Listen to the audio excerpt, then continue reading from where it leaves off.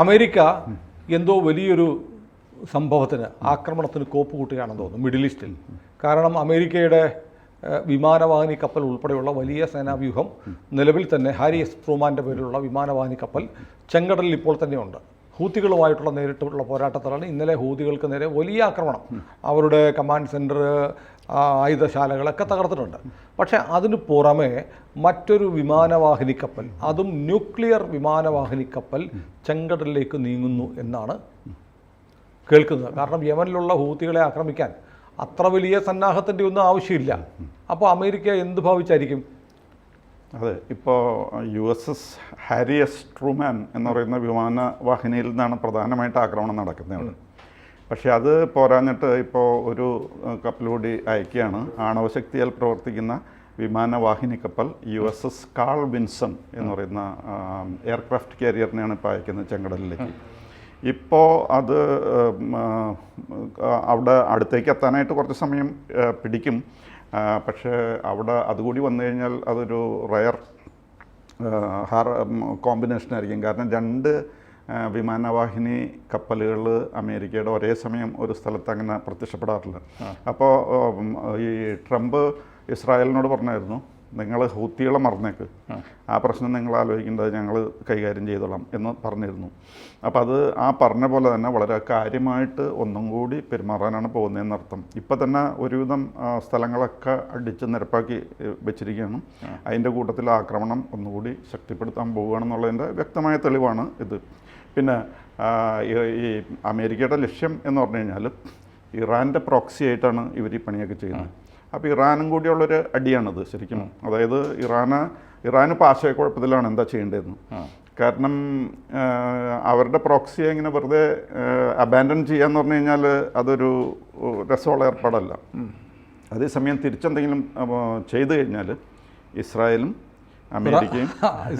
അമേരിക്കയും കൂടെ ഇറാനെ. അതെ, അത് മാത്രമല്ല ട്രംപ് പറഞ്ഞല്ലോ, ഇനിയിപ്പോൾ നിങ്ങളുടെ പ്രോക്സികൾ വല്ലതും ചെയ്താൽ പ്രോക്സികൾക്ക് മാത്രമല്ല അതിൻ്റെ മാസ്റ്റർക്കും കൂടി അടി കിട്ടും എന്ന് പറഞ്ഞിട്ടുണ്ട്. അതായത് ഓരോ ഷോട്ടും ഈ ഹൂത്തികളുടെ ഓരോ ഷോട്ട് ഓരോന്ന് വിടുന്നതും ഇറാൻ്റെ ഷോട്ട് ആയിട്ട് പരിഗണിച്ചിട്ടായിരിക്കും ഞങ്ങൾ തിരിച്ചടിക്കുക. അപ്പോൾ അതിന് നിങ്ങൾ കനത്ത വില നൽകേണ്ടി വരും എന്ന് പറഞ്ഞിട്ടുണ്ട്. അത് മാത്രമല്ല ട്രംപ് പറഞ്ഞിരിക്കുന്നത് മാക്സിമം പ്രഷർ എക്സെർട്ട് ചെയ്യാൻ പോവാണ്. ടോട്ടൽ എനൈലേഷനാണ് ഞങ്ങൾ ഉദ്ദേശിക്കുന്നത്. സർവത്ര നശിപ്പിക്കുക, ഹൂത്തികളുടെ സർവനാശമാണ് ഞങ്ങൾ ഉദ്ദേശിക്കുന്നത് എന്ന് വളരെ വ്യക്തമായ ഭാഷയിൽ പറഞ്ഞിട്ടുണ്ട്. അപ്പോൾ ഈസ്റ്റ് ചൈന സീയിലാണ് ഇപ്പോൾ ഈ പറയുന്ന USS കാൾ വിൻസൺ എന്ന് പറയുന്ന വിൻസൺ എന്ന് പറയുന്ന ഷിപ്പ്. അത് വരാൻ കുറച്ചുകൂടി സമയം പിടിക്കും. പക്ഷേ അതുകൂടി വന്നു കഴിഞ്ഞാൽ രണ്ടിൽ നിന്നുള്ള വിമാനങ്ങളായിരിക്കും പോയിട്ട് അവിടെ പെരുമാറുന്നത്. അവിടെയുള്ള മെയിൻ സിറ്റീസൊക്കെ ഓൾറെഡി ആക്രമണം നല്ല രീതിയിൽ നടന്നു കഴിഞ്ഞു. ഇനിയിപ്പോൾ ഇതുകൂടി ആയി കഴിയുമ്പോൾ നല്ല രീതിയിലുള്ള അതിഭയാനകമായ, അവർക്ക് താങ്ങാൻ പറ്റാത്ത ആക്രമണമായിരിക്കും അവിടെ നടക്കുന്നത്. അപ്പോൾ ഇത് ഈ അമേരിക്കയുടെ ഈ ആക്രമണത്തിന് മുമ്പ് തന്നെ, ഇപ്പോൾ ട്രംപ് ആക്രമിക്കാൻ തുടങ്ങുന്നതിന് മുമ്പ് തന്നെ ബൈഡൻ ഒരു ആക്രമണമൊക്കെ നടത്തിയായിരുന്നു. പക്ഷേ അദ്ദേഹം അല്പം ഹാഫ് ഹാർട്ടഡ് ആയിട്ടുള്ള ഒരു പെരുമാറ്റമായിരുന്നു. പക്ഷേ ട്രംപ് ആവുമ്പോൾ അങ്ങനെ ഹാഫ് ഹാർട്ടഡ് പരിപാടി ഇറങ്ങി തിരിക്കുകയാണെങ്കിൽ അത് പ്രശ്നം അവസാനിപ്പിക്കണം എന്നുള്ള രീതിയിൽ തന്നെയാണ്, ഇനി ഹൂത്തികളെ തല പൊക്കരുത് എന്നുള്ള രീതിയിൽ തന്നെയാണ് അദ്ദേഹം പെരുമാറിക്കൊണ്ടിരിക്കുന്നത്. അപ്പോൾ അതുകൊണ്ട് ഹൂത്തികളുടെ കാര്യം ഇപ്പോൾ വലിയ കഷ്ടപ്പാടുകൾ ആയിരിക്കണം. മാത്രമല്ല ട്രംപ് പറയുന്ന ഹൂത്തികൾ ദേ ആർ ബാർബേറിയൻസ്. അവരൊരു സിവിലൈസ്ഡ് വേൾഡിൻ്റെ ഭാഗമായിട്ട് അദ്ദേഹം കണക്കാക്കുന്നില്ല. പ്രാകൃതരാണ്, സംസ്കാരമില്ലാത്തവരാണ്, അൺസിവിലൈസ്ഡ് ബാർബേറിയൻസ് എന്നുള്ള രീതിയിലാണ് അദ്ദേഹം കാണുന്നത്. അപ്പോൾ അത് വെച്ച് തന്നെയുള്ള ആക്രമണം ആണ് അവർ നടത്തിക്കൊണ്ടിരിക്കുന്നത് ഇപ്പോൾ. പക്ഷേ ബൈഡൻ ഇതൊക്കെ കാണിച്ചിട്ടും ഹൂത്തികൾ പിന്മാറുന്നതായിട്ട് സമ്മതിക്കുന്നില്ല. അവർ പറഞ്ഞത് ഞങ്ങൾ ഇനിയും ആക്രമിക്കും. മാത്രമല്ല അവർ പറയുന്നത് ഞങ്ങൾ ഹാരി എസ് ട്രൂമാനിലേക്ക് റോക്കറ്റ് വിട്ടു, പിന്നെ ഇസ്രായേലിലേക്ക് റോക്കറ്റ് വിട്ടു, പിന്നെ ഇസ്രായേലിൻ്റെ തന്നെ ബെൻഗൂറിയൻ എയർപോർട്ട് സ്ഥിരമായി ആക്രമിക്കുമെന്ന് പറഞ്ഞു. അതെ, അങ്ങനെ ഒരു മിസൈൽ ബെൻഗൂറിയനെ ലക്ഷ്യമാക്കി വിട്ടു. ഇസ്രായേലിൽ എത്തിയില്ല. അത് എത്തുന്നില്ല, പക്ഷെ അവർ വിടുന്നുണ്ട്.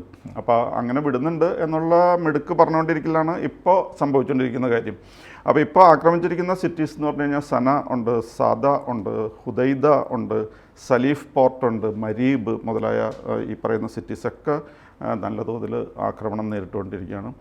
ചില സമയത്തൊക്കെ 10 സിറ്റീസിൽ ഒരുമിച്ച് ആക്രമണം നടത്തുന്നുണ്ട്. പിന്നെ ഏറ്റവും കൂടുതൽ ആക്രമണം നേരിട്ടിരിക്കുന്ന ഓഫ് കോഴ്സ് സന തന്നെയാണ്. അതെ, അവിടെ അൽ ജറാഫ് എന്ന് പറയുന്നൊരു സ്ഥലമുണ്ട്. അത് ഈ ഹൂത്തികളുടെ സ്ട്രോങ് ഹോൾഡാണ്. അപ്പോൾ അത് അടിച്ച് ഒരുവിധം പരുവാക്കിയിട്ടുണ്ട്. പിന്നെ ഇപ്പം എല്ലാവരും ചർച്ച ചെയ്തുകൊണ്ടിരിക്കുന്ന വിഷയം, വിൽ ഇറ്റ് ഡിറ്റർ ദി ഹൂത്തീസ്?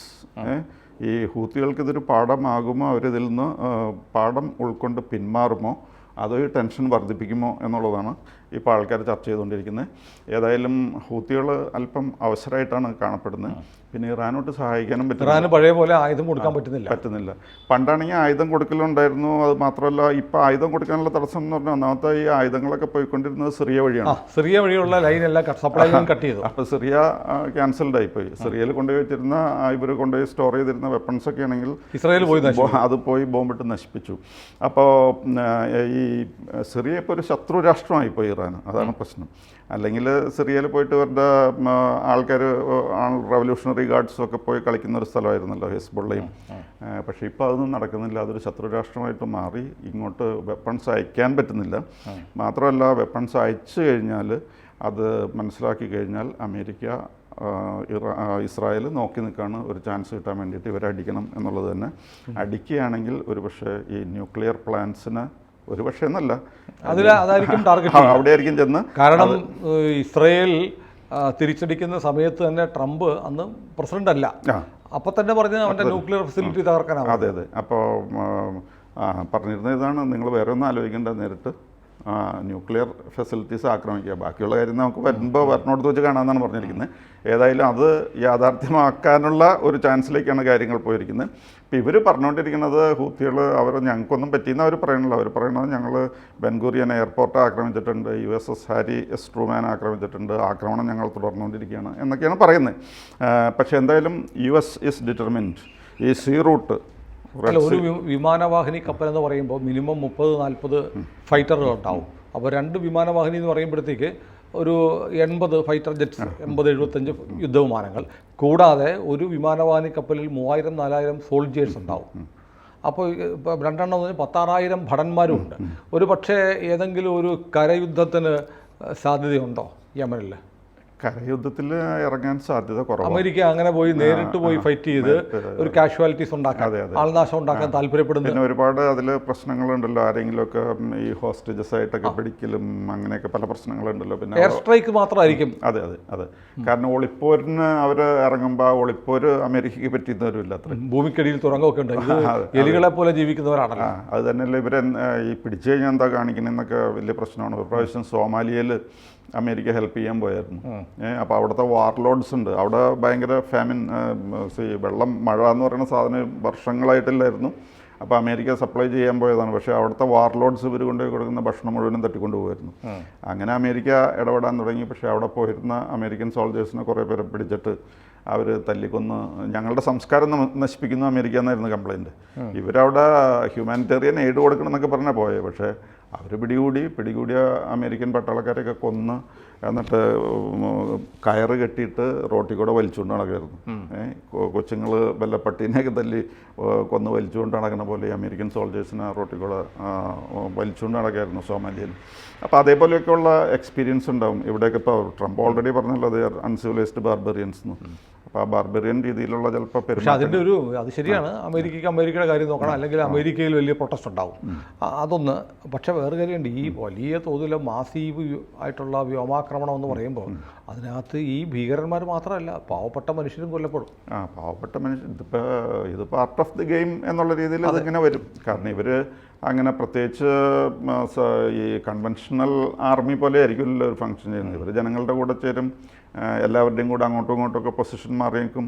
അപ്പോൾ എങ്ങനെയാലും innocent people will be killed. Innocent people മരിക്കാതെ എല്ലാ യുദ്ധങ്ങളുടെയും റിസൾട്ട് അതാണ്. സ്ത്രീകളും കുട്ടികളും നിരപരാധികളും. ഏതായാലും ഈ യുദ്ധം നടക്കുന്ന സമയത്ത് ട്രംപ് തന്നെ നേരിട്ട് അത് കണ്ടുകൊണ്ടിരിക്കുകയായിരുന്നു.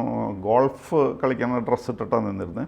പിന്നെ വൈറ്റ് ടീഷർട്ടും റെഡ് മാഗ ക്യാപ്പ്. മാഗ എന്ന് പറയുന്നത് മേക്ക് അമേരിക്ക ഗ്രേറ്റ് അഗെയിൻ. അവരുടെ റെഡ് ഹാറ്റൊക്കെ ധരിച്ചിട്ടാണ് അദ്ദേഹം നിന്നിരുന്നത്.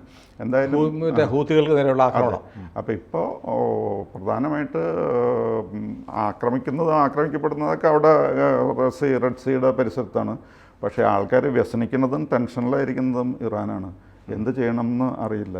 ഓരോ വെടിപൊട്ടുമ്പോഴും അയത്തുള്ള ഖമനയുടെ ചങ്കിടിപ്പ്. അതെ, എന്തെങ്കിലും പോയി ചെയ്യാതിരിക്കുന്നത് ഒരു നന്ദികേടാണല്ലോ. ഇവർക്ക് വേണ്ടിയിട്ടാണല്ലോ ഈ പാടൊക്കെ കഴിക്കുന്നത്. ഓഫ് കോഴ്സ് അവർ ഹൂത്തികൾ പറയുന്നത് ഞങ്ങൾ ഹമാസിനെ സഹായിക്കാൻ വേണ്ടിയിട്ടാണ്.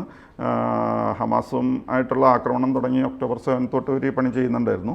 പിന്നെ ഇത് സീസ് ഫയർ തുടങ്ങി കഴിഞ്ഞപ്പോൾ അവർ നിർത്തി. ഇപ്പോൾ വീണ്ടും അവിടെ ഹ്യൂമാനിറ്റേറിയൻ എയ്ഡ് കൊണ്ടുപോകുന്നതിനൊക്കെ പ്രശ്നം എന്ന് പറഞ്ഞിട്ടാണ് ഒന്നും കൂടി അടിച്ച്. അപ്പോൾ ഈ യുദ്ധം ആരംഭിച്ചപ്പോൾ now America has taken up the whole responsibility of destroying Houthis. കൂടുതൽ വാർത്തകളും വിശേഷങ്ങളും നിങ്ങളിലേക്ക് എത്താൻ ABC മലയാളം സബ്സ്ക്രൈബ് ചെയ്യുക, ബെൽ ബട്ടണും അമർത്തുക.